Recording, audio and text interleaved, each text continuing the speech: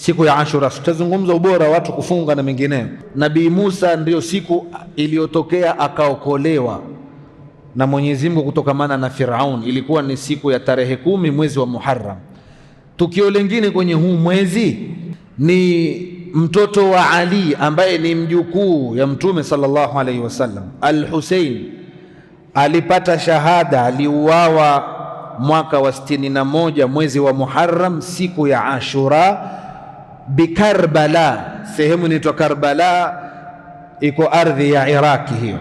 Sheikhul Islam anasema sheitani kwa hichi kitendo cha Hussein mjukuu wa Mtume kuuawa kawazushia watu bid'a mbili. Bid'a ya kwanza ni bid'a ya huzni na kuomboleza siku ya Ashura na kupiga makelele, kupiga makelele na vilio, na mavideo yao yako katika social media wanavyojikatakata na mavisu wakajipiga, ati wanajuta kwa nini walimuua Hussein. Mlikuwa mko wapi? Mmelala.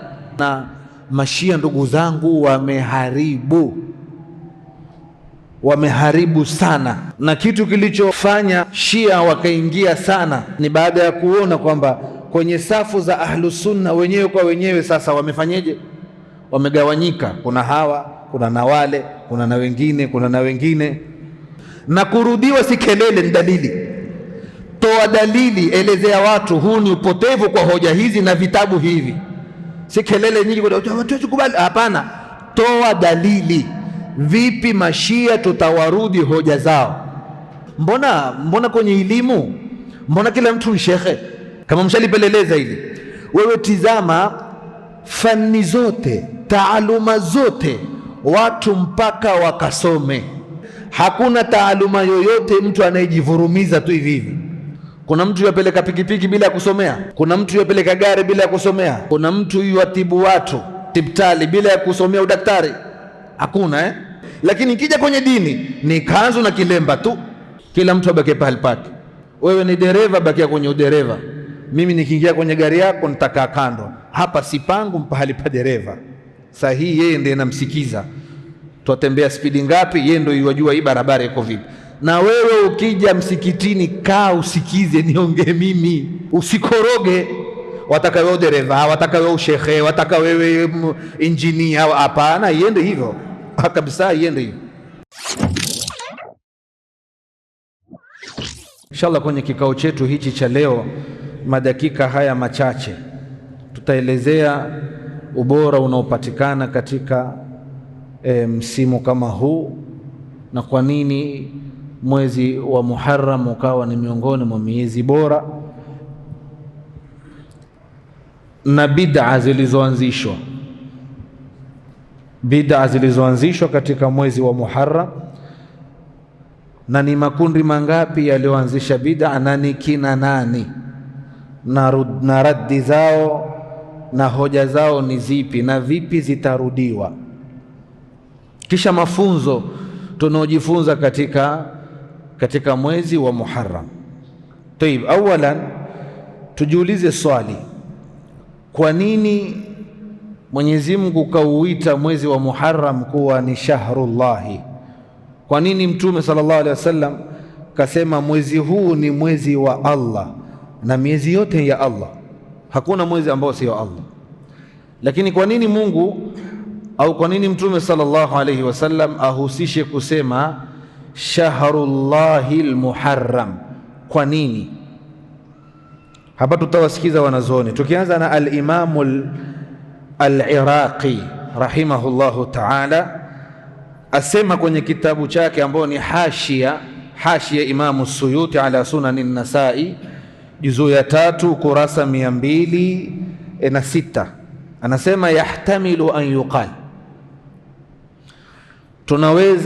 pana uwezekano tunaweza kusema lamma kana min al-ashhuri al-hurumi, innahu lamma kana min al-ashhuri al-hurumi, ilipokuwa Muharram ni miongoni mwa miezi minne bora, allati harrama Allahu fiha al-qital, miezi ambao Mwenyezi Mungu kaharamisha ndani yake vita.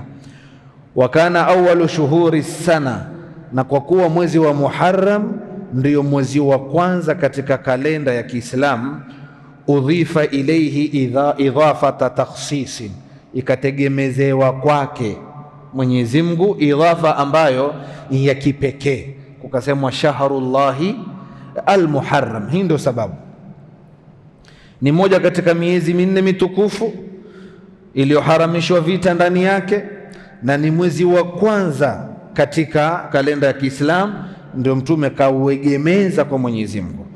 Abu Ubaida naye kasema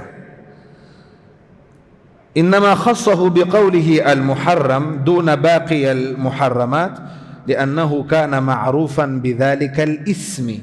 Asema hili lilikuwa lajulikana kwamba huu ni mwezi wa Muharram. Ibn Rajab katika Lataiful Ma'arif ukurasa 36 anasema wa idhafatuhu ila Allahi, na mwezi huu wa Muharram kuegemezwa kwa Mungu, kusemwa shahrullahi al-Muharram, tadullu ala sharafihi wa fadlihi, inaonesha ubora wake na utukufu wake. Fa inna Allaha ta'ala, kwa sababu Mwenyezi Mungu aliyetukuka, la yudhifu ilayhi khawasum illa khawasu makhluqati, haegemezi kwake isipokuwa wale au vitu ambavyo vina umuhimu na vina ubora zaidi kuliko vingine, ndio wanategemeza kwake. Hasemi kitu fulani ambacho wategemeza kwake kisha kikawa ni kitu ambacho ni cha duni, bila shaka kinakuwa ni kitu kizito na bora na chenye thamani na chenye fadhila. Mwezi wa Muharram ni mwezi wenye fadhila. Wanazoni waheshimiwa wamebainisha nukat tofauti kuonyesha ubora wa mwezi wa Muharram. Al-amru al-awwal, katika mambo yaliyotajwa ni kwamba Muharram ni katika jumla ya miezi minne iliyotukuzwa, kama ilivyokuja katika Qur'ani tukufu, inna iddata ash-shuhuri inda Allahi 12 shahran fi kitabillah, hakika miezi mbele ya Mwenyezi Mungu ni miezi 12. Aya inaendelea inasema minha arba'atu hurum, katika miezi 12 hiyo kuna miezi minne. Kwa hivyo hapa tumepata faida, kumbe miezi kuwa 12 aliyopanga ni Allah. Tumeelewana Waislamu? Aliyepanga ni Allah.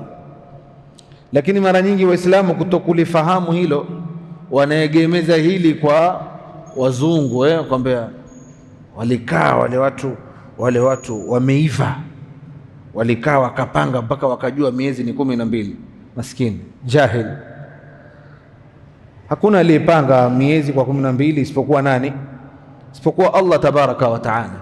Wale wamekuja wakaeka yao kwa majina yao, mbona hawakuifanya kwa 13 wakafuata ile namba ya Allah tabaraka wa taala kwamba miezi ni mingapi? Miezi ni 12. Inna iddata shuhuri inda Allahi 12 shahran.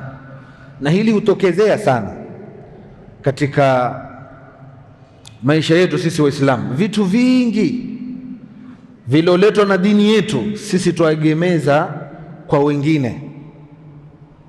Tutoe mifano mitatu alafu tusonge mbele. Katika mifano ya kuonyesha kwamba kuna vitu Mwenyezi Mungu Subhanahu wa Ta'ala, au maneno Mwenyezi Mungu ndio aliyoyasema, sisi tukasema ni kina fulani. Kwa mfano, sisi tunaambiana kwamba Waswahili wakwambia lenye mwanzo, nyinyi ndio Waswahili huku bwana. Mimi mtu wa Mombasa, Kiswahili changu ni hivyo hivyo.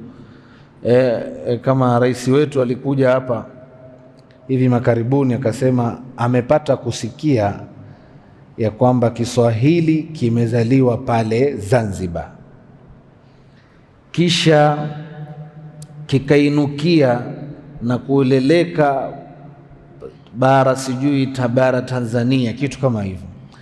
Kisha akasema kilipofika Kenya kikapata matatizo ya maradhi, sawa. Kilipofika Uganda Kiswahili kikazidiwa, kikafa Uganda, na mazishi yakafanyika kule Kongo.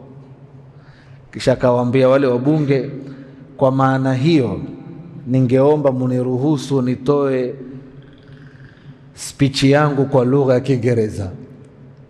Sasa mimi nikiwauliza Waswahili, najua nyinyi ndio Waswahili hapa, Waswahili wasema lenye mwanzo halikosi mwisho, ndivyo sivyo? Tayeb, maneno haya aliyosema nani? Naam, Waswahili. Wangapi maneno haya aliyosema? Nyote mkubali Waswahili? Maneno haya aliyosema ni Allah katika Qur'ani, asema likulli naba'in mustaqar, kila jambo lina mwisho wake. Tuko pamoja jamani? Kwa hivyo Waswahili walichukua hapo wakatunga tu lenye mwanzo lina mwisho, lakini asli ya maneno haya Allah anasema likulli naba'in mustaqar, kila jambo lina mwisho, wa sawfa ta'lamun, na kuna siku mtajua. Hata Mswahili akwambia lina mwisho, hili lina mwisho wake tu, wacha tutaona, wacha tutaona. Ni Mungu ndugu zangu, si Waswahili waliosema. La kwanza hilo. Wacha tuendelee, maana sitaki kutoa mifano mingi tukatoka kwenye maudhui. Kwa hivyo miezi ni miezi 12. Mwenyezi Mungu Subhanahu wa Ta'ala akathibitisha hilo. Minha, miongoni mwa miezi 12, arba'atu hurum, kuna miezi minne ni miezi mitukufu. Mwenye kutafsiri Qur'ani wa kwanza ambaye ni Mtume sallallahu alayhi wasallam katafsiri maneno haya Mwenyezi Mungu kwenye hadithi yake sahihi, kasema inna zamana qad istadara kahayatihi yawma khalaqa as-samawati wal ard, mpaka mbele mwa hadithi akasema minha arba'atu hurum as-sanatu 12 shahran minha arba'atu hurum. Kisha Mtume sallallahu alayhi wasallam kayataja miezi, kataja Dhulqa'da na Rajab na Dhulhijja na Muharram, huwa ambao tuko.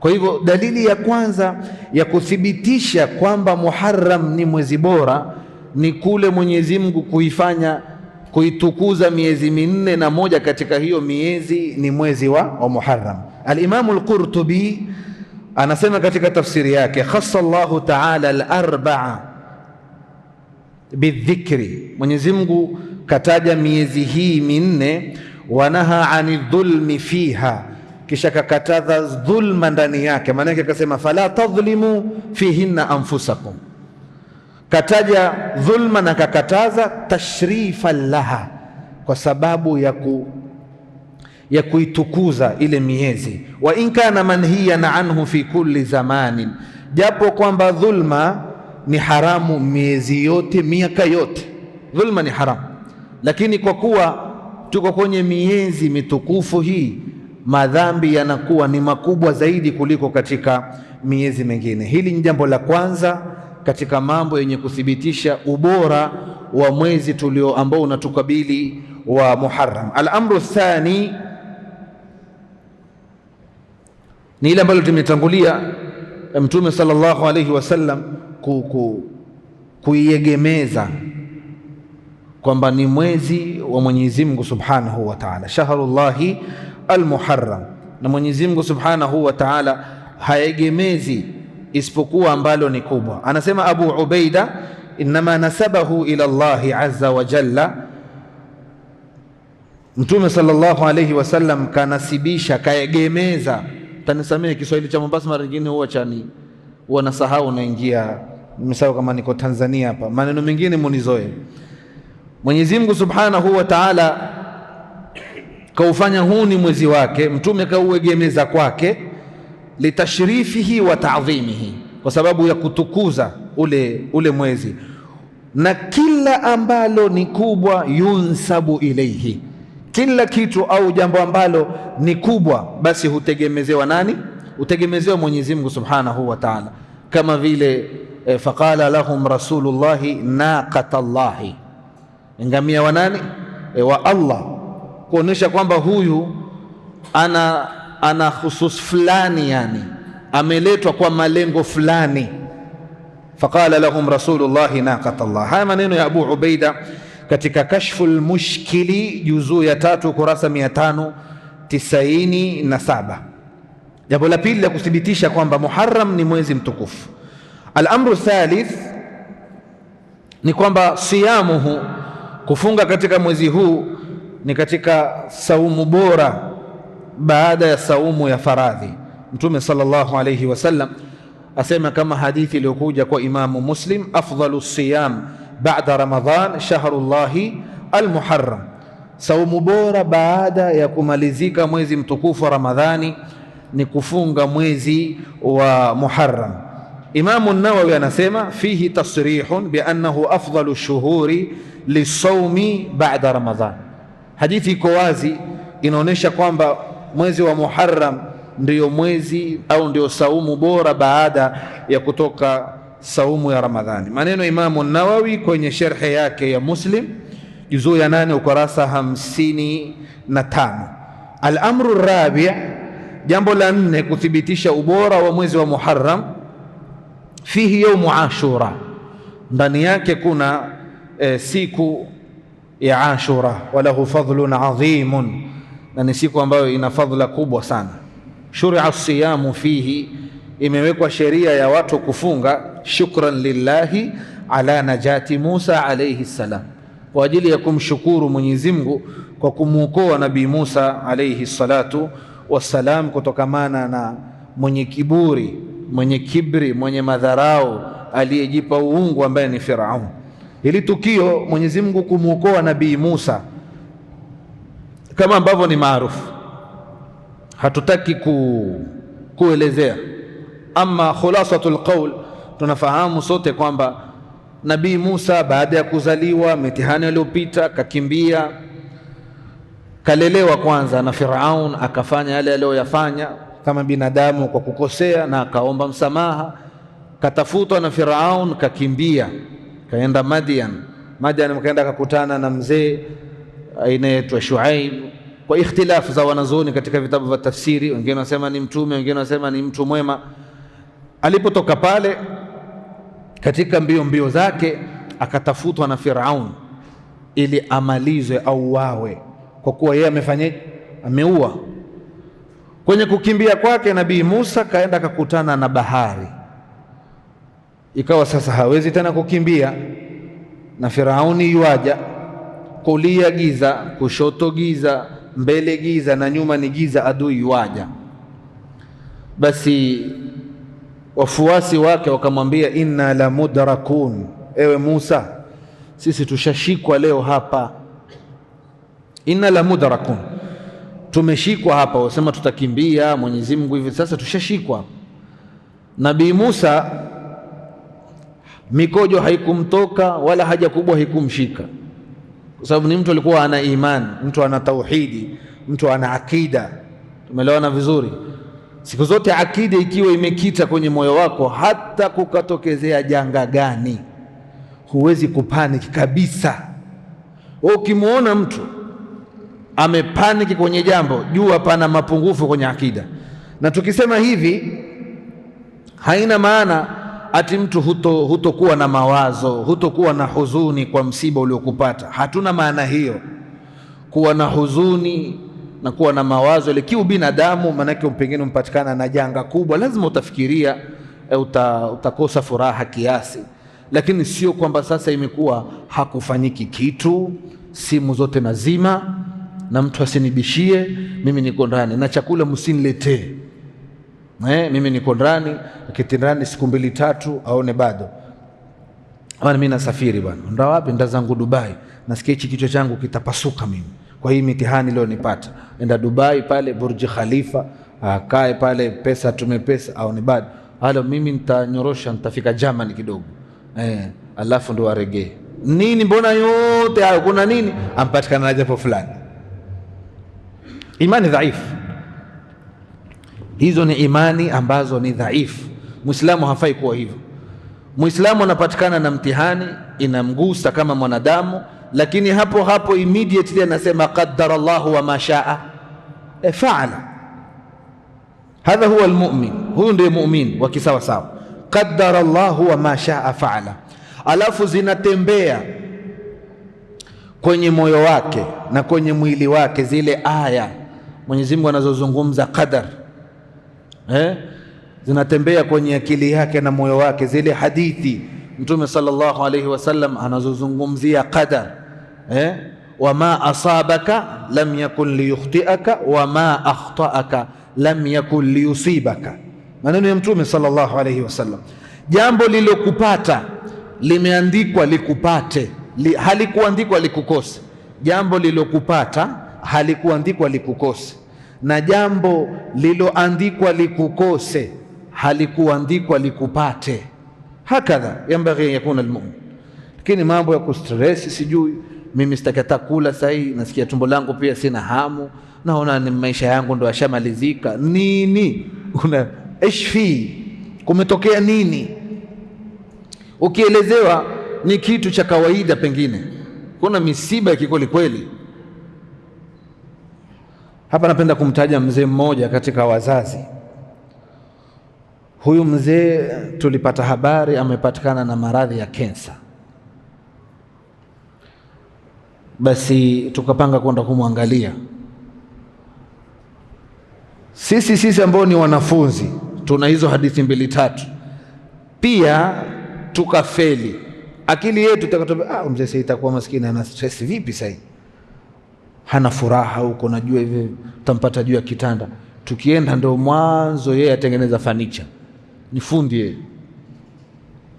Kaingia pale, salamu alaykum, vipi Sheikh Ali, alhamdulillah. Vipi mzee, tusikia bana mitihani umpatikana na kawaida tunayo, tena iko stage 4 cancer kawaida.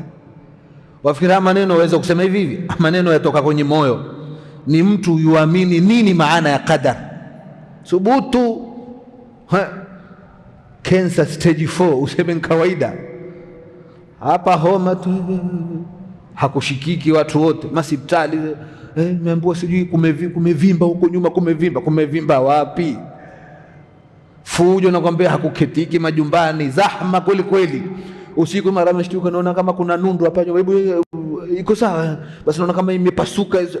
Ya nini ya hii yote hailetwi na kitu kingine, inaletwa kwa sababu ya udhaifu wa imani. Lakini mtazame Nabii Musa, mtihani mkubwa huu, na Firauni yuaja, wakamwambia inna la mudrakun, sisi tumeshikwa. Musa mtu wa tauhidi, shekhe, na manabii wote walikuwa ni watu wa tauhidi. Huwezi kumtishia na kitu, atulete maneno yako ya kutishatisha pale ababaiki, hapana, bali yeye akwambia fanya. Hapa nakumbuka aya 2. Aya ya kwanza katika suratu Yunus, Nabii Nuh aliwaambia, ya qaumi in kana kabura alaykum maqami wa tadhkiri bi ayati llahi fa ala llahi tawakkaltu fa ajmi'u amrakum wa shurakaakum thumma la, mpaka mwisho wa aya. Ukija kwenye suratu Hud, vile vile Nabii Hud alitishiwa, akaambiwa in naqulu illa taraka ba'dhu alihatina bisu, hatuna tutakachosema, wewe umepatikana na maafa yaliyotoka kwa miungu yetu haya, na tutaendelea kukuapiza miungu ikufanye vurugu. Wewe haya yote unaopitia wewe, ushakuwa fyetu, ushakuwa chizi wewe. Nabii Hud akasema basi msifanye. Ambia sikizeni, mwambie jikusanyeni, fa ajmi'u amrakum, yani kusanyeni nyinyi, fanyeni meeting, lile ambalo mtaamua kunifanyia nifanyeni, thumma la tundhirun, na musinipe tena wakati. Immediately mshaamua mfanye kitu fulani, fanyeni. Kwa nini? Asema inni tawakkaltu ala Allah. Au ndio watu wa tauhidi. Leo hupandisha majini, sisi nyumbani pale, akapandisha mtu majini, akapandisha pale akawa mkali, kisha ajua majini, watu jua hawa imani zao feki tu, hawana mpango hao Waislamu, majina tu. Aenda jikoni kule, yule mgonjwa akachukua kisu, tajidunga sasa hivi, nitajimaliza mimi. Allahu akbar. Kwenye nyumba ile watu wote akida betri low. Sasa nakisha kukuona, manake yuwaona pale hawa jamaa mato ya watoka kama waliodhirikiwa, hawa washaogopa hao. Tajimaliza sasa, basi moja mutachinja, tutachinja, kachukua mbuzi haraka. Shafeli, umefeli katika akida. Jini amepandisha, ataka kuchinjiwa, ataka damu. Ama mama mjamzito ana mimba ya miezi karibu 6 na ni mgonjwa wa mambo ya masi, akipandisha pale akalishika tumbo lake, ataka kulifinya, sema nitammaliza. huyu mtoto nitammaliza mimi, ama lazima hapa muziki kichwa cha kuku. Mwenye akida amwambia maliza, kisha yuagizisha juice, alafu yuakaa sitting room akanywa. Mwenye akida huyo, japo mwenye akida tunaonekana Allah na roho ngumu kweli kweli, alafu amekata mwenye taba. Nifanyeje sasa?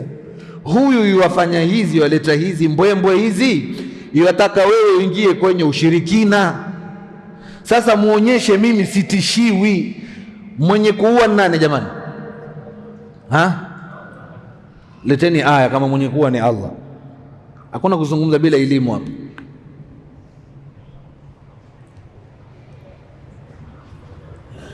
Mbona kimya? Naam, inna Allaha yuhyi wa yumit. Aya rahisi hiyo bwana. Tayib. Kwa Mwenyezi Mungu ndiye anahuisha na anayefisha. Kwa hivyo wewe fanya, utaka kumuua huyo mtoto, itakuwa ishaandikwa, wewe maliza tu na utamuona hawezi kumuua. Basi mkifanya nitajirusha sasa, la kuua sasa saliwacha, yoshika la kujirusha, kwa sababu atakujaribu. Sasa lazima uonyeshe msimamo. Sasa Nabii Musa alipoambiwa inna la mudrakun, hakupanic. Sasa itakuwaje? Basi mmoja mmoja ingie kwenye maji tuanze kuogelea, na wangapi wajua kuogelea, wangapi hawajui? Hapana, aliwaambia kalla, hiyo kitu haiwezekani. Eti kwamba ati mimi nishikwe hapa leo, hiyo kitu haiwezekani. Kalla inna ma'i ya rabbi sayahdin, mimi nina Mola ambaye atanitoa kwenye huu mtego, kwa sababu yeye ndiye alioniambia nikimbie. Kwa hivyo maadamu ameniambia yeye nikimbie, mimi nimekimbia, nimefika hapa. Kwa hivyo na hapa tumekwama, yeye aliyesema tukimbie ndiye atasema tufanye nini. Lakini kushikwa na Firaun, kalla, haiwezekani. Jamaa wakiangalia njia ya kuokoka pale, hakuna hiyo njia. Na hapa niwape faida moja katika masala ya mtu kufikwa na majanga akakosa la kufanya na ikawa ame give up. Wajua kwa sababu gani mtu yua give up? Kwa sababu ndogo tu. Sababu ni kwamba wakati tunapopatikana na mitihani, njia ya kutoka kwenye mitihani sisi twaipiga mahesabu sisi. Ndipo pale ukaona hili jambo nzito. Lakini lau ungekuwa mitihani yakikufika, njia ya kutoka kwenye hiyo mitihani wamwachia Mungu, hakuna uzito. Hiyo peke yake, hapo tumekosa kuelewa. Nabii Musa ona hakupanic na hakujali, kwa sababu njia ya kuokoka alimwachia nani? Alimwachia Allah. Sisi njia tuitafuta kwenye akili. Mtihani ushakufita, ushapigiwa simu, kuna kadha, sasa kifanya hivi itakuwa ngumu, hivi haiwezekani, na hivi atafuta njia yeye na akili yake mbovu, hivi haiwezekani, hivi haiwezekani, atafuta ushauri. Mwanzake anampa ushauri, lakini sasa hapo italeta shida pia pale fulani. Bala gani jamani? Yotulia pale pale. Lakini lau tatizo likija, unasema qaddara Allah wa ma shaa faala, unaamua kumwambia Mwenyezi Mungu, inni lima anzaltu ilayya min khairin faqir. Mungu atakutolea njia. Sasa wana wale walipopiga mahesabu, wao walipiga mahesabu ya kupita mkono wa kushoto, mkono wa kulia, ama tupambane naye Firaun, ama tuingie kwenye maji. Lakini kwa Mungu mahesabu mengine. Aliambiwaje Musa? Aliambiwa fa auhaina ila Musa anidrib bi'asaka, njia ambayo hakuna mtu ambaye yuejua ni Allah peke yake. Piga fimbo yako Musa kwenye bahari. Akapiga ile fimbo, alipopiga Allah sema famfalaka, bahari ikapasuka pande mbili. Watu wakafanyaje? Watu wakapita. Huu ndiye Mungu jamani, huu ndiye Allah tabaraka wa taala. Yani mahesabu yake ni mahesabu mengine. Kwa hivyo jambo lolote linalokukuta katika mitihani, mwachie yeye akutafutie njia ya kutoka, usijisumbue akili. Sasa hili tukio la Nabii Musa lilitokezea tarehe 10 mwezi wa Muharram. Fa fi sahihaini min hadithi Ibn Abbas radhiyallahu anhuma anna Rasulullah sallallahu alayhi wasallam Qadima almadina, mtume alikwenda Madina. Fawajada alyahudu siyaman, akawakuta mayahudi wanafunga yauma ashura, wanafunga ya siku Ashura. Faqala lahum, mtume akawauliza sallallahu alayhi wasallam, ni siku gani hii mnayofunga? Wakamwambia, hii ni siku kubwa, Mwenyezi Mungu alimwokoa Musa kutokamana na watu wake na Firaun. Kwa hivyo sisi twafunga kwa ajili ya kumshukuru Mungu. Faqala Rasulullah sallallahu alayhi wasallam, mtume akawaambia, nahnu ahaqqu wa aula bi Musa minkum, sisi tuna haki zaidi na ni aula zaidi kwa Musa kuliko nyinyi. Mtume sallallahu alaihi wasallam akafunga na akaamrisha watu wafunge, na kataja faida yake, akasema yukafiru sanata almadhiya, unasamehe mwaka mmoja uliofanyeje, uliopita. Rawahu Muslim. Hii ndio faida ya saumu ya Ashura, ya kwamba ukifunga unasamehewa mwaka mmoja uliopita. Na hizi hadithi za kusamehewa kwa mwaka mmoja uliopita uliotangulia zina kaidi. Napenda kuyataja haya kwa sababu klipu ni nyingi sana za khurafat na khuzabalat na mambo ambayo hayakuthubutu. Watu wanapenda sana kuambiwa ukisoma dua fulani utasamehewa madhambi yako yaliyopita na atakayokuja. Ziko hizo dua nyingi kwenye WhatsApp na kwenye TikTok. Ukisoma dua fulani, ukiswali swala fulani, utasamehewa madhambi yaliyopita na yatakayokuja. Lakini hadithi zote wanazoona, wanasema kama Ibn Uthaymeen anasema, hadithi zote zinazosema ukifanya jambo fulani utasamehewa madhambi yote yaliyopita na madhambi yote yatakayokuja, jua kwamba hadithi hiyo ni dhaifu. Hicho ndicho kipimo. Pengine utauliza, mbona twafunga Arafa tusamehewa? Arafa wasamehewa mwaka mmoja uliopita na mwaka mmoja unaokuja. Umetaja kiwango, mwaka uliopita na mwaka, hiyo imethubutu. Tunachozungumza hapa ni uambiwe soma dua, ukisoma hii utasamehewa madhambi yote yaliyopita na madhambi yote yatakayokuja.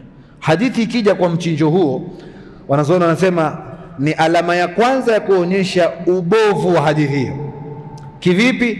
Wanasema kwa sababu hiyo inahusiana na Mtume sallallahu alaihi wasallam, ni katika khasais zake, kuna mambo yanamhusu Mtume. Sasa la kusamehewa madhambi yaliyopita yote na madhambi yatakayokuja yote, la muhusu nani peke yake? Mtume. Dalili dalili na tayyib, barakallahu fik. Inna fatahna laka fathan mubina liyaghfira laka Allahu ma taqaddama min dhanbika wa ma ta'akhkhar, ni katika khasaisi za Mtume. Sasa wewe ukija na dua ndefu uisome hapo, ukimaliza kusoma umeka ukamata, kisha alafu uambiwe ukisoma hii wewe basi madhambi yaliyopita na atakayokuja yote umefanyaje? Umesamehewa. Yote haya ni katika mambo ambayo ni ya urongo. Kwa hivyo Mtume kafunga siku hii ya Ashura, kisha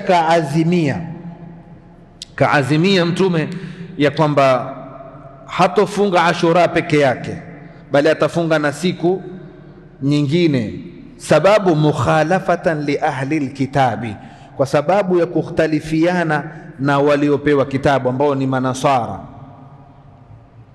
Na hii ni hadithi iko katika sahihu Muslim min hadithi Ibn Abbas, alipoambiwa ya Rasulullah, hii siku wanafunga hawa, wanaitukuza, na tukifunga takuwa tumefanana nao. Mtume akasema basi insha Allah mwaka ujao tutafunga Tasuana na Ashura. Lakini mwaka uliokuja Mtume hakufika, Mwenyezi Mungu Subhanahu wa Ta'ala akamchukua, lakini ikawa ni jambo ambalo amelizungumza ya kwamba ana nia ya kukhalifiana na Mayahudi. Wanazuoni wanasema na kuacha kwake Mtume kufunga Ashura peke yake pana darsa kubwa sana ya kuonyesha watu kukhtalifiana na kuwapinga wasiokuwa Waislamu, ili kuhakikisha albaraatu min alkafirin. Albaraatu ni katika madhahiri ya tahqiqi albara'atu min alkafirin, kuhakikisha kwamba unakuwa na kitu kinaitwa albara'atu, kutenga na kuchukia mambo ambayo yanafanywa na watu kama hawa, ambalo jambo hilo mwenye iman ndiye atakuwa ni mwenye kulifanya. Ama ahlul ahwa, kawaida yao kila kitu kwao ni sawa. Mwingine akwambia, wajua bosi, hujaelewa, mimi nia yangu si kwamba eti nataka kufanana nao. Ukimwambia haifai wewe kujifananisha na wasiokuwa Waislamu kwenye jambo lolote, Mtume anasema man tashabbaha biqaumi fahuwa minhum, yakwambia lakini mimi nia yangu sitaki kufanana na wao. Hapana, nia yako si lazima nia yako iwe ni tofauti. Masala ya kufanana hakujatajwa nia. Mtume hakusema atakayejifananisha na wasiokuwa sisi katika nia akawa na nia ya kufanana na wao, hapana. Iko wazi, man tashabbaha biqaumin fahuwa minhum. Ibn Taymiyyah asema wa hadha aqallu ahwalihi at-tahrim, yani hali yake ya mwisho tukisema hatumfikishi kwenye kufru basi, lakini itakuwa ni jambo ambalo la haramu kufanana na wasiokuwa Waislamu katika mambo yao. Na ukitaka maelezo zaidi kasome katika Sharhul Mumti' ya Ibn Uthaymin, vile vile Iqtida'u Siratul Mustaqim mukhalafata ashabil jahim. Ameeleza yani kwamba si lazima kwenye kufanana iwe umetia nia, maanake hicho ndicho kigezo kikubwa cha Waislamu.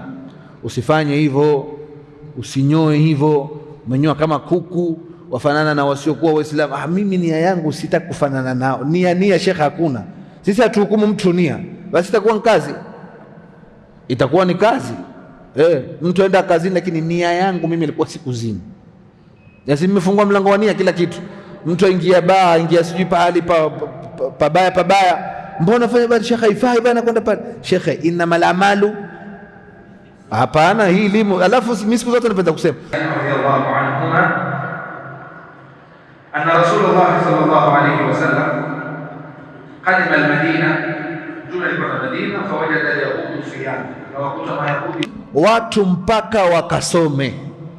Bila chunguzeni hilo, hakuna taaluma yoyote mtu anayejivurumiza tu hivi hivi. Kuna mtu yapeleka pikipiki bila ya kusomea, kuna mtu yapeleka gari bila ya kusomea, kuna mtu yuatibu watu hospitali bila ya kusomea udaktari.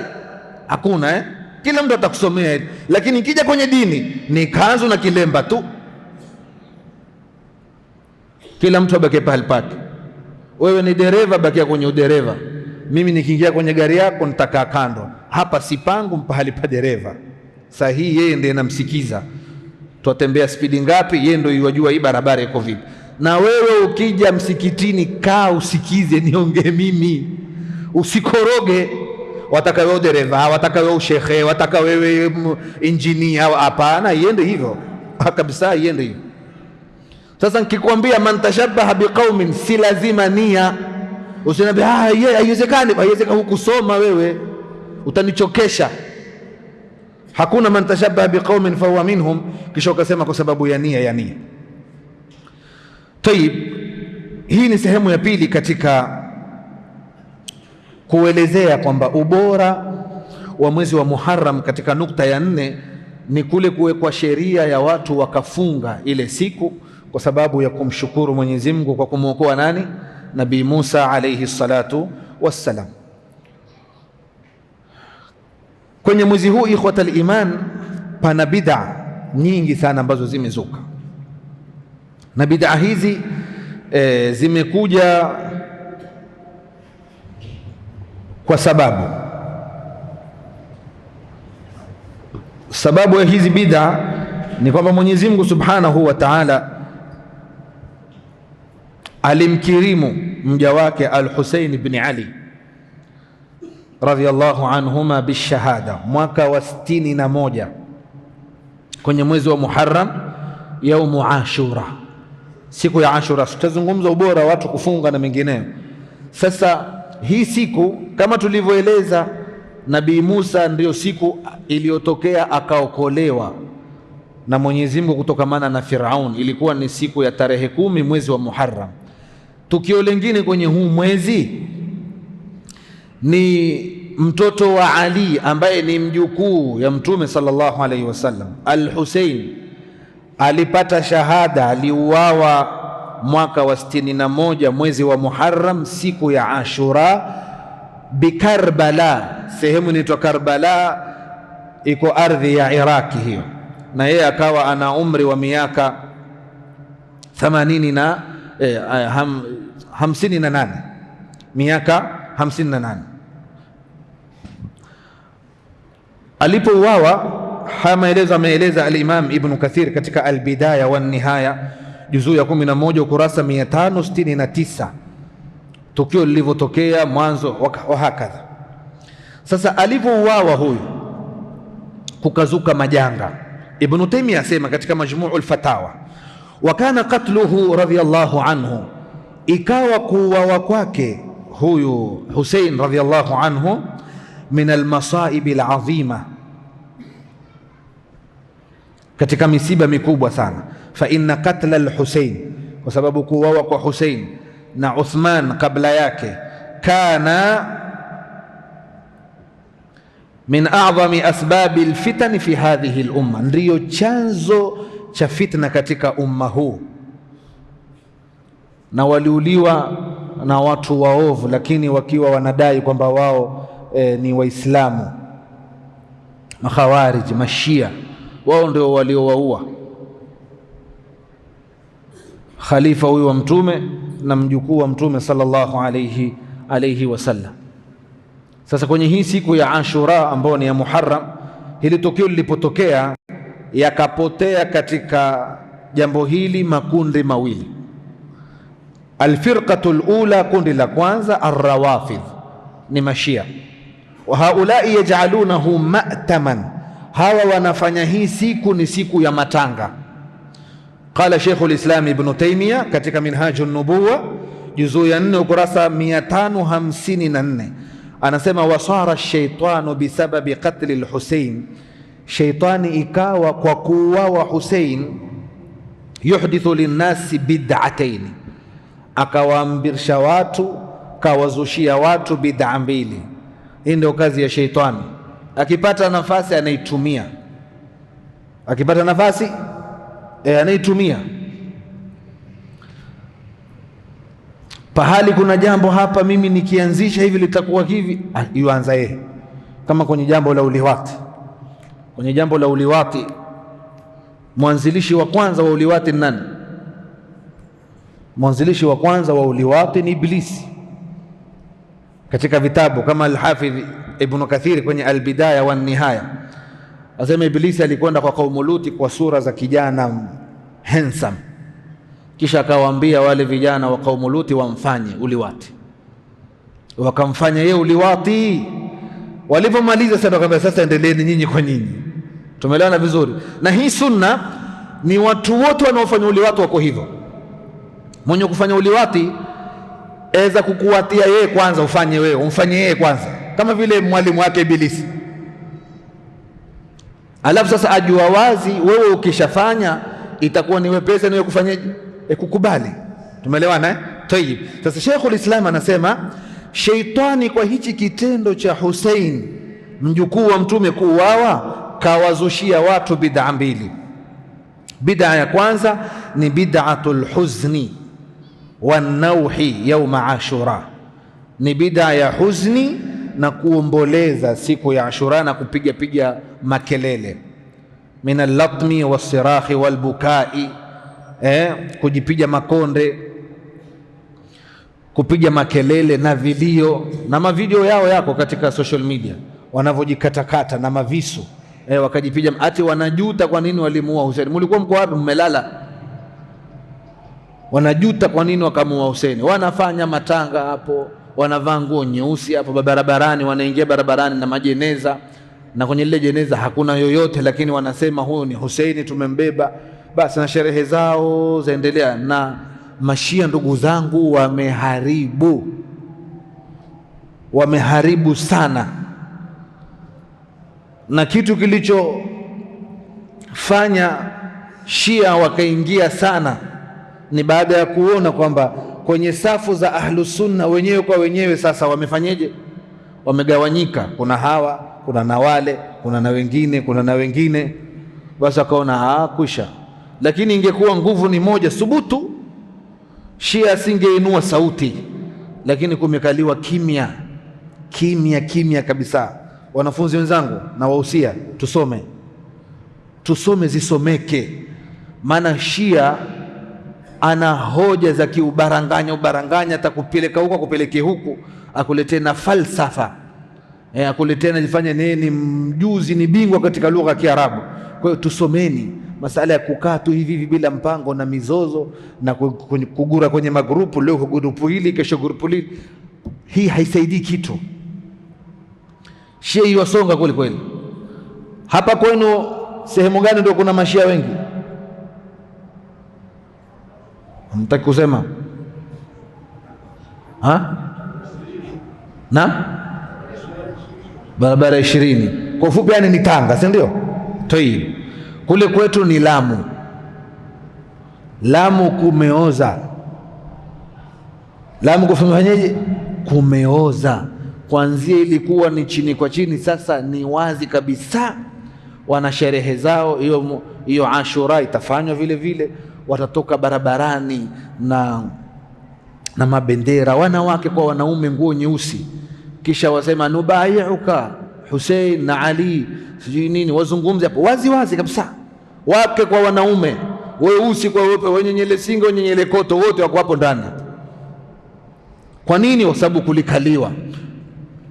Walifungua mlango wa matari mingi na kasida na kujipemba. Basi siku hizi ndio kazi iliyoko, kila muonaye kwa kwenye social media jipemba, ni hivi tu. Shekhe, tafuteni kazi ya kufanya, nini hatia nini? Kwa sababu ile kasida inamtaja Mtume na Allah, basi Mwenyezi Mungu akitaka kukupa sijui, basi hao jamaa waona kama ambao waingia Firdausi, washaingia. Yani maskini, mnapoteza wakati, adui anasonga. Sasa zilipofunguliwa hizi kule kwetu kule, jamani, bid'a mbovu hizi, mashia na watu wa bid'a ni wamoja, wakakejeliwa mashekhe zetu kina Sheikh Bahero, wakambua penda mizozo hivi na hivi. Saa hii Lamu kumeoza, yani unayepishana naye anuka ushia. Tumeelewana vizuri? Na Tanga yetu hii jamani, na Tanga yetu hali kadhalika. Na tuelewe, sio kwamba eti kila tukikaa wanapungua nguvu, hilo muliweke akilini. Kila tukizembea tukikaa wanazidi nini? Wanazidi nguvu. Tunakwenda pole kitamake. Hapa watu wamekuwa mashia, mwenye kupambana na mashia hakuna. Ni vilemba vingi tu na kanzu za nisfu sake za sunna, mashallah, basi. Lakini elimu ya kusimamisha sunna hakuna. Mizozo tu na fikra mbovu, achana na yule bwana, afaa yule. Wewe unayefaa, pambana baba, adui huyu ashafika, pambana. Hiyo ndio sunna, kwamba kukitolewa video mbovu ya porojo, mtu akichapisha makaratasi maovu, tumefahamiana, watu wasaidiane katika da'wa. Kusaidiana ni kwamba panda kwenye mimbar ama weka muhadhara, bainisha, rudi zile karatasi na ile klipu iliyotoka. Na kurudiwa si kelele, ni dalili. Toa dalili, elezea watu huu ni upotevu kwa hoja hizi na vitabu hivi. Si kelele nyingi kwa watu kubali, hapana. Toa dalili. Vipi mashia tutawarudi hoja zao? Tusomeni. Na wakariria tena, wanafunzi wenzangu, tusomeni zisomeke. Na kusoma hakuishi. Hata kama una digiri ngapi, kusoma hakuishi. Wa fawqa kulli dhi ilmin alim. Umesoma mahad, sijui umesoma ni wapi, umemaliza ukapata certificate yako, usikae mzee Barahiani huko pale ofisini pale, mfuate, mwambie Sheikh bana, mimi nina risala nitakunisomesha mwanzo mpaka mwisho. Niambie time yako, time gani uko ofisini, dakika nusu saa tu. ile hamu yake, akikuona wataka kusoma atakusomesha. Lakini sasa tabu ni hiyo, sisi tumeweka elimu ni certificate tu. Mimi wajua nina tena usitaja kwa pose, mimi niko na magister, mimi magister ya jamia, shamaliza jamia mimi. Umaliza jamia, unalipi unalolijua? Jamia lipi unalolijua? Umefanya mchango gani katika hii dawa? Ama makaratasi tunakutaka vyeo vikubwa vikubwa, upewe gari uzunguke, yule kamaliza jamia, yule ni daktari, yule ni hivi, lakini kichwa hakina kitu chochote. Mashia wamefika mbali. Sasa katika siku ya Ashura Mashia wanaanzisha hiyo vilio, huzni, na kufanya mambo ya ajabu ajabu, na siku hizi wanazungumza wazi kwenye mitandao wako na kwenye ule mmoja tu, nani ule mkubwa wao Jalala, sijui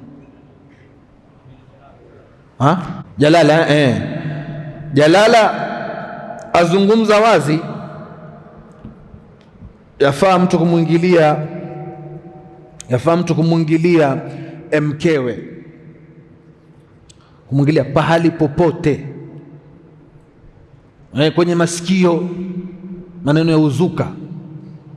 Kisha anatoa na dalili. Sasa anakwambia Mwenyezi Mungu asema fa'tu harthakum anna shi'tum, ingilieni mashamba yenu vile mnavyotaka. Sasa hiyo aya yataka kujibiwa, na kujibiwa hiyo aya yajibiwa kiusomi, si kujibiwa kiakili na makelele. Usomi, elezea nini maana fa'tu harthakum anna shi'tum kiusomi. Kisha mwambie Jalala na kutajia vitabu, umporomoshe vitabu kama mvua.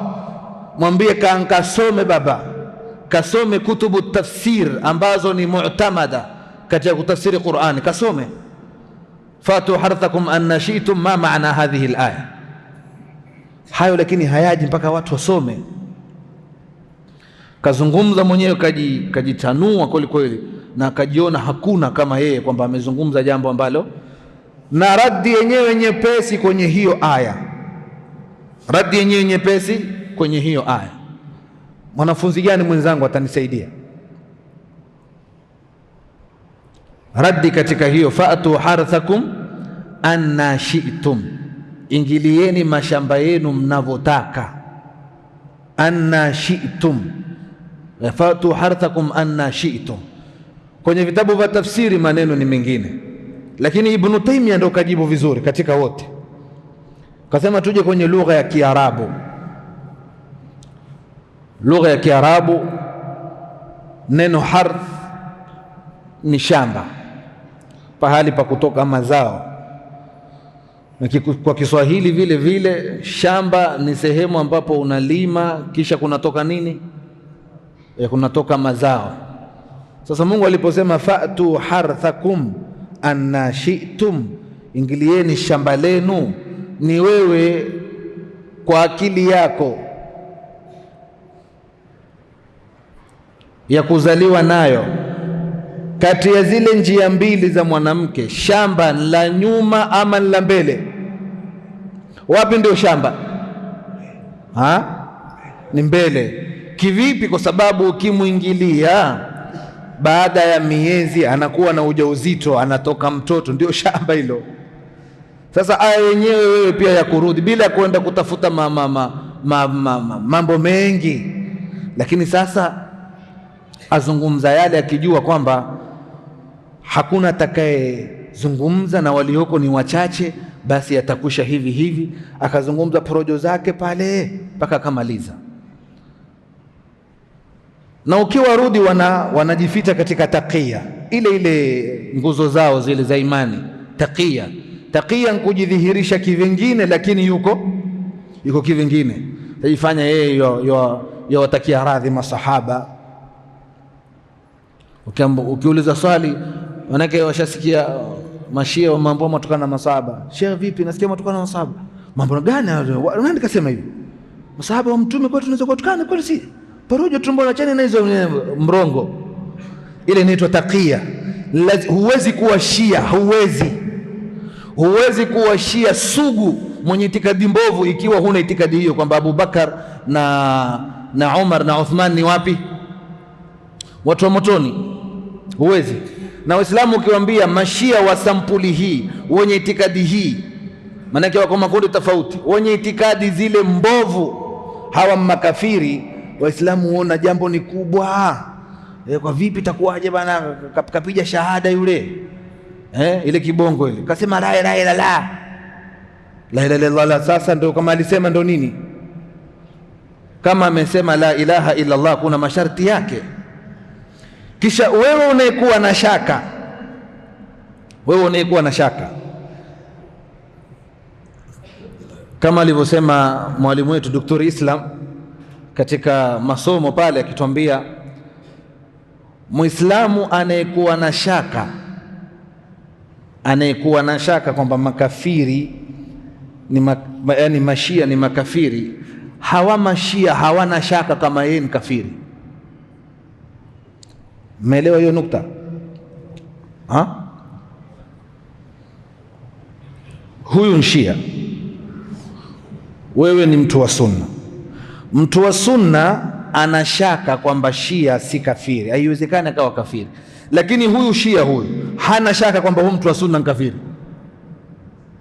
Kivipi? Kwa sababu itikadi ya Kishia, ikiwa wewe wampenda Abu Bakar na wampenda Umar na wampenda Uthman, na itikadi yako kwamba hawa makhalifa wa mtume na ni watu wa peponi, wewe kwa itikadi hiyo kwa Mshia wewe kafiri.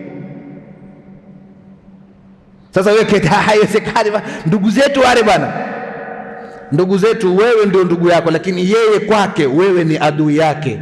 Kwa nini? Kwa sababu itikadi yako Abu Bakar na Umar na Uthman ni watu wa peponi na ni masahaba za mtume na ni makhalifa. Hawalitaki hilo. Sasa wewe endelea kuwa na shaka kwamba wao si makafiri, yeye kule ashasema kwamba wewe ni nani? Kwamba wewe ni kafiri. Wakazusha bid'a hii ya kulia na huzuni, wama yufdhi ila dhalika min sabbi salafi, jambo ambalo linapelekea kutukana masalafi wema waliotangulia, wa idkhali man la dhanba lahu ma'a dhawi dhunubi hatta yusabba as-sabiquna al-awwalun. Asema watuqra'u akhbarun, kisha kuna tajwa habari nyingi sana, nasema nyingi katika hizo habari, minha kadhibun, ni urongo mtupu. Na ilikuwa malengo ya alioanzisha sunna hii ni kuleta fitna kwa umma na Waislamu kwa ujumla, jambo ambalo limeleta mitihani mikubwa sana. Watu wakagawanyika kwa sababu ya sherehe zao kama hizi ambazo ni mbovu. Ukiingia katika social media utaona watu wanajikata na mavisu bwana, fujo mtindo mmoja, zahma ile mbaya, wenye kudungana mavisu, wenye kugagaa chini, wenye sijui kujibwagia sijui balagani, sijui wenye kufanya hivi. Yote hayo yanafanywa na mashia katika sherehe yao ambayo wataifanya siku ya tarehe 10 mwezi wa Muharram. Na niyaha na latmi hizi zote ni katika mambo ya kijahilia. Sasa tunajua kwamba Mtume sallallahu alayhi wasallam asema laysa minna man latama alkhududa wa shaqqa aljuyuba. Alfirqatu athaniya, kundi la pili waliloleta bid'a katika siku hii ya Ashura, linaitwa an-nawasib. An-nawasib hawa wakoje? Ibn Taymiyyah asema katika Minhaju as-Sunnati an-Nabawiyya, hichi kitabu hichi mashia kama kuna vitabu watamani viadimike kwa haraka sana hivi sasa ni hichi kitabu cha Ibn Taymiyyah, lakini walillahi alhamdu hakiadimiki. Kitaendelea kuchapishwa kopi na kichachapishwa kopi na kitatolewa kopi na tena, lakini sumu ya mshia ni Minhaju Sunnati an-Nabawiyya, sio mchezo, kitabu na nusu. Yani shia yoyote akikisoma hicho lazima afanye kisunzi, maana Ibn Taymiyyah hakufanya radi, amefanya miujiza. Zile shubha za mashia zote amekuja kuzisaga. Hakuna mfano aliotokea kasaga hoja za mashia kama Ibn Taymiyyah kwenye hicho kitabu Minhaji as-Sunnati an-Nabawiyya. kitabu kimoja kizuri sana. Tutaweza vipi kukisoma? Ni tusome kwanza, tujue elimu yetu, kisha sasa tushike vitabu tufungue. Tumeelewana vizuri? Hata wao wakitumia, kuna kijana mmoja Shia naona yajibizana na al-akh Abu Hamdan, basi yuachukua zile maneno Ibn Taymiyyah kisha yoyakata katikati. Ibn Taymiyyah amemtukana Ali. Ibn Taymiyyah aambiwa tulia, soma nyuma, anza mwanzo, anza maneno mwanzo. Ibn Taymiyyah anazungumza nini mwanzo, juu kwenye topic. Ibn Taymiyyah anazungumza mambo mengine, amekuja kisha anatumia uslubu. Ibn Taymiyyah anatumia uslubu wa hoja za Mashia, yani anataja zile hoja za Mashia. Sasa wewe kama huelewi uslubu wa Ibn Taymiyyah, maana yake kuna uslubu wa Ibn Taymiyyah kwenye kusoma vitabu. Abdul Aziz Ali Sheikh ana kitabu risala ndogo hivi, karatasi kama 10 hivi, anakiita vipi utasoma vitabu vya Ibn Taymiyyah, kaifa taqra kutub Ibn Taymiyyah, vipi utasoma vitabu vya Ibn Taymiyyah. Kwa maana kuna uslubu wake, lazima ujue Ibn Taymiyyah akizungumza hivi amaanisha nini. Lakini sasa sufi akisoma atafuta pale Ibn Taymiyyah aelezea, shafahamu, aelezea Ali hivi na hivi, wanasema Ali hivi na hivi na hivi. Sasa anatumia maneno mazito, lakini hakusudii kwamba ni yeye ndio yuwasema, aelezea wanaosema. Sasa hawa jamaa waenda pale kwenye ile yale maneno wakati ya kala, umeona bwana, kasema Ali alitaka uongozi sijui hivi na hivi, Ali sijui kafanyaje. Lakini sasa msomi, ikiwa wewe ni msomi, kama si msomi utapiga kelele, wewe haiwezekani Ibn Taymiyyah kusema hivyo, haiwezekani, umemzulia. Haisaidii, tuelezea amemzulia vipi. Sasa msomi ndio atakwambia, shekhe, regea ukurasa namba fulani, mazungumzo yameanza hapo. Anza mazungumzo mwanzo, ya salamu. Ukija ukisoma sasa Ibn Taymiyyah anavyoongea pale, wacha wakichukie hicho kitabu, wana haki wakichukie, kavunja hoja zao zote. Sasa katika hicho kitabu Minhaju Sunnah Nabawiyya, Ibn Taymiyyah asema kundi la pili ambao ni an-nawasib yastahibuna yawma Ashura al-iktihal wal-ightisal, wanapendekeza kutia wanja na kuoga na kutoka na familia na kupika vyakula, ambalo ni katika bid'a, hiyo ni batil, watu wanayafanya hayo. Na ukimwambia jamani, kwenda kutembea na familia pia, mbona ukutembea siku zote, watembea siku ya Ashura? Tumeelewana vizuri? Kwa hivyo hili ni kundi la pili liloanzisha bid'a. Vile vile kundi la tatu ni watu walioanzisha bid'a siku ya kwanza ya Muharram, siku ya kwanza ya Muharram wakaeka sherehe. Bakri Abu Zaid asema la yathbut fi shar shay'un min dhikrin au du'a li awwal al-'am wa huwa awwal yawmin au layla shahr Muharram. Hakuna kabisa, haijawahi, haijathubutu eti kwamba kuna dhikri fulani. Chunge sana mwenye WhatsApp, dua ya Muharram, ukiscroll hivi utafanya mshipa wa kidole. Dua hiyo haijulikani mwisho imeanza wapi, wala haijulikani amalizika wapi. Kisha sawa na iwe ndefu, lakini bora iwe imefanyaje, imethubutu. Hakuna shekhe ututumie makaratasi na madua usome mtu sijui ufanyeje. Hakuna kitu chaitwa dua wala sherehe ya aina yoyote, wala kuswali wala sijui kufunga sijui siku ya kwanza ya Muharram, siku ya kwanza kwa sababu hivi, kwa sababu kadhaa, siku ya pili hivi. Hakuna hiyo, hakuna kabisa katika sheria ya Mwenyezi Mungu Subhanahu wa Ta'ala, na watu wameanzisha hiyo bid'a na khurafati ambazo zinapatikana. Mwezi huu ndugu zangu ni mwezi wa kujifunza vitu, si mwezi wa kuzua ndani yake, bali ni mwezi wa kujifunza kumshukuru Mwenyezi Mungu Subhanahu wa Ta'ala, na kwamba shukrani kubwa kwa Mwenyezi Mungu ni kumwabudu, ni kumfanyia ibada, lakini pia lisiwachwe wazi, iwe ni ibada ambayo Mungu kaiwekea sheria kama hiyo ya Ashura. Tumshukuru Mwenyezi Mungu kwa kufunga, na nifunga ambayo imethubutu. Tumeelewana? lakini sio ati kumshukuru Mungu tu hivi hivi ukazua ibada zako utakazo wewe.